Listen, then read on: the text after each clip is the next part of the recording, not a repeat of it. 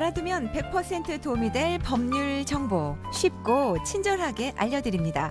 스튜디오 1005 사회정의구현 기획 코너 우리 동네 변호사.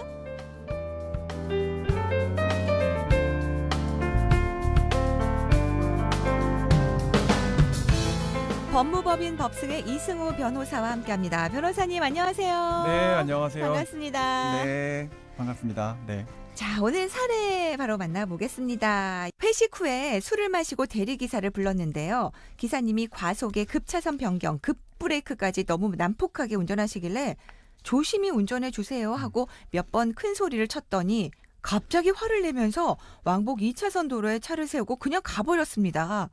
너무 황당했지만 제 차가 다른 차의 통행을 방해할 것 같아서 차를 갓길로 옮기고 있는데 하필 그 순간 음주 단속에 걸렸습니다. 너무 억울한데 구제받을 방법이 없을까요? 해주셨습니다. 아이고. 대리기사님이 이제 화가 나서 그냥 가버리신 그런 상황이고 어쩔 수 없이 술을 마시고 운전을 하셨습니다.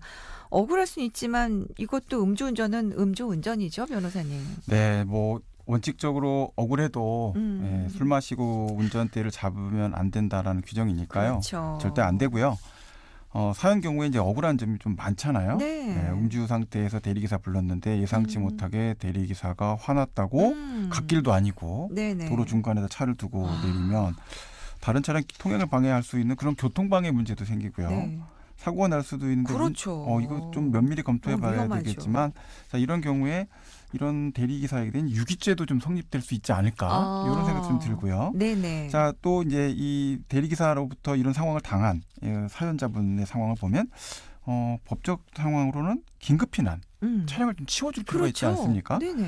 자, 그래서 이런 긴급피난이라는 개념이 적용될 수 있지 않을까. 네. 근데 긴급피난이라는 게 나나 다른 사람의 생명 또는 네. 재산의 위협이 이제 닥쳤을 때 어쩔 수 없이 그걸 좀 피하기 위해서 문제 발생하지 않도록 그래서 형사처벌 규정을 어기는 이런 네. 경우에 예외적인 위법성의 조각 사유, 그래요? 네, 깨트리는 그런 규정이라고 생각이 됩니다. 긴급 피난 개념 말씀해 주셨는데 그럼 음주운전이어도 긴급한 상황에서는 예외로 인정받을 수 있어요? 네, 아주 예외적이고 긴급한 상황이고 이게 정말 꼭 필요한 상황이었고 어쩔 수 없었다라고 하는 절대적이고 이제 합당한 이유가 있어야 됩니다. 네. 자, 불가피한 상황과 관련돼서 인정이 되니까 법원에서 이거를 그래? 그럼 뭐 해주지 뭐 이런 정도는 아니고요. 네네. 굉장히 엄격하게 엄격해야죠. 판단하고 있고요. 네네. 자, 실제로 유사한 판례가 있는데요.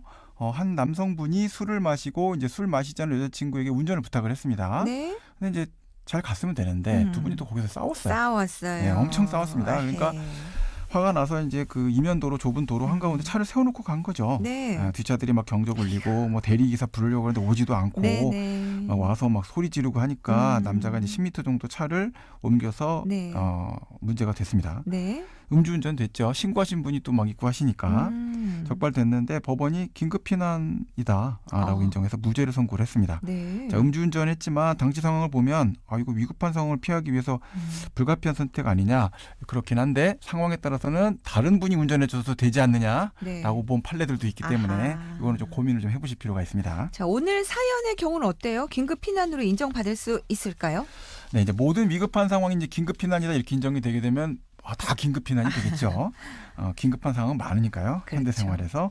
자, 몇 가지 이제 엄격한 조건을 충족해야 되는데요. 먼저 법원은 그 상황에서 음주운전 말고 정말 다른 선택지가 없었는지를 꼼꼼하게 따지게 됩니다. 사연 경우처럼 차를 도로 한가운데 방치해서 누구한테 운전해달라고 하기도 어렵잖아요. 네네. 네, 그런 큰 문제가 생길 가능성이 있다는 점이 명확하게 입증이 되는 게 중요하고요. 네. 자, 운전을 최소한으로 했냐? 집까지 몰고 갔습니다. 오. 이러면 안 되겠죠. 네. 단순히 차를 갓길로 옮기고 네. 바로 멈췄다면 그나마 이건 이제 긴급 피난 가능성이 크다 이렇게 보겠고요. 자, 거리가 길면 당연히 인정받기 어렵습니다. 그렇죠. 또 그렇죠. 음주운전 스스로 선택한 것이 아니다라는 네. 걸 보여줄 필요가 있고요.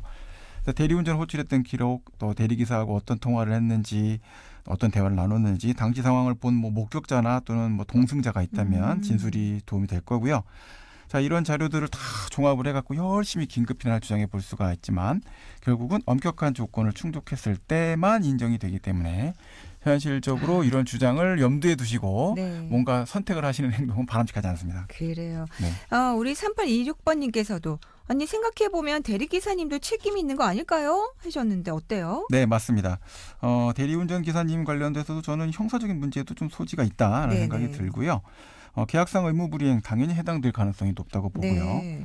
그래서 민사상 손해배상 청구도 여지가 있다라고 생각을 합니다. 혹시 이제 이번 뭐 음주 단속으로 해서 벌금 물거나 과태료 납부하게 된다면 뭐 이 부분에 대해서 배상 청구할 수도 있긴 한데 뭐 이거 청구하시는 건 쉽지는 않을 것 그럼요. 같고요. 네네. 저는 그래서 형사적인 문제를 한번 유기죄나 또는 교통방해 이 문제에 대한 검토가 좀 필요하지 않은가라는 생각이 듭니다. 우리 7398번님께서 앞으로 혹시라도 이런 비슷한 상황이 오면 어떻게 대처해야 좋을까요? 라고 질문을 주셨는데요. 자, 혹시라도 이제 긴급 상황이 발생됐을 때는요, 긴급이라는 거는요, 다른 그런 이제 피해를 받게 되는 다른 사람들도 결국은 똑같은 정당한 이익을 주장하는 부분이니까, 네네.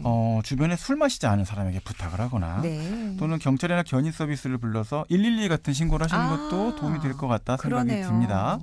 자, 법원에서도 음주 범죄에 대한 처벌 수위 계속 높아지고 있고요. 특히 네. 운전으로 한번 처벌받았던 경력이 있는 분이 또 운전했다라면 이상하게 의심을 더 받으실 수 있으니까 네. 자칫 실형이 나오는 별일 아닌데 나올 수 있는 그런 경우도 생길 수가 있어서 그래요. 점점 많아지고 있군요. 네. 그래서 자, 우리가 이제 다 이렇게 생각하잖아요. 음주운전 잠재살인 아니야? 그렇죠. 네, 그러니까 무서운 범죄라는 거 기억하셔서 긴급 피난도 꼼꼼하게 엄격하게 따져보시기 바랍니다. 네, 그래요. 이게 처음에 운전 좀 조심해 주세요. 이렇게 큰 소리로 시작돼가지고 아주 이게 풍선 효과처럼 너무 안타깝습니다. 아유 정말.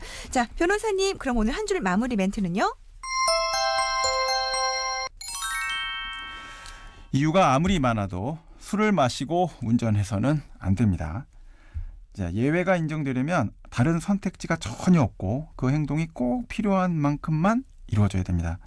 법은 위법을 용인하는 대신 그만큼 아주 엄격한 기준을 요구한다는 것 알아두시기 바랍니다. 네, 크리스마스 이브에 함께한 우리 동네 변호사였습니다. 자, 오늘도 크리스마스 분위기에 취해서 음주운전 하시면 절대 안 되겠어요. 자, 오늘은 음주운전과 긴급 피난에 대해서 이야기 나눠봤습니다. 법무법인 법승의 이승우 변호사님 말씀 감사합니다. 메리 크리스마스. 메리 크리스마스. 가족과 행복하고 안전한 연말 되세요. 고맙습니다. 네, 감사합니다.